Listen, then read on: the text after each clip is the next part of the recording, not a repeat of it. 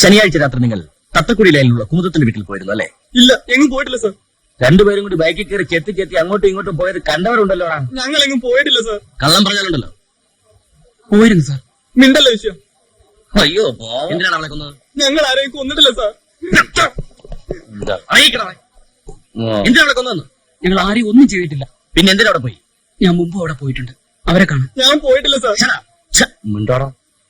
നീ എങ്ങനെയാ അവരെ പരിചയപ്പെട്ടത്? ഒരു സുഹൃത്തുകൊണ്ടായി പരിചയപ്പെടുത്തിയതാ. സുഹൃത്തിന്റെ പേര്? രാമദാസ്. വീട്? കൊല്ലത്ത്.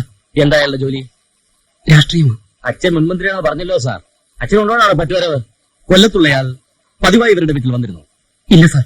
2 മാസം മുമ്പ് അയാൾ വന്നപ്പോൾ ഇവിടത്തെ ഏതോ ഹോട്ടലിൽ വെച്ച് ഈ സ്ത്രീയെ കണ്ടു. അവർ മുമ്പ് പരിചയക്കാരായിരുന്നതുകൊണ്ട് രാമദാസിനെ വീട്ടിലേക്ക് ക്ഷണിച്ചു. അന്നയാൾ പോയപ്പോൾ കൂട്ടിന് എന്നെ വിളിച്ചു. അങ്ങനെ പരിചയപ്പെട്ടത്. പിന്നീട് ഈ സുഹൃത്ത് ഈ ഭാഗത്തേക്ക് വന്നിട്ടില്ല? ഇല്ല സാർ. അതിനുശേഷം എത്ര തവണ പോയി? നീ അവിടെ? 4-5 തവണ പോയി. നീ പല പ്രാവശ്യം ചെന്നു. അവൾക്കൊരു ശല്യമായപ്പോൾ അവൾ നിന്നോട് ചെല്ലരുതെന്ന് പറഞ്ഞു.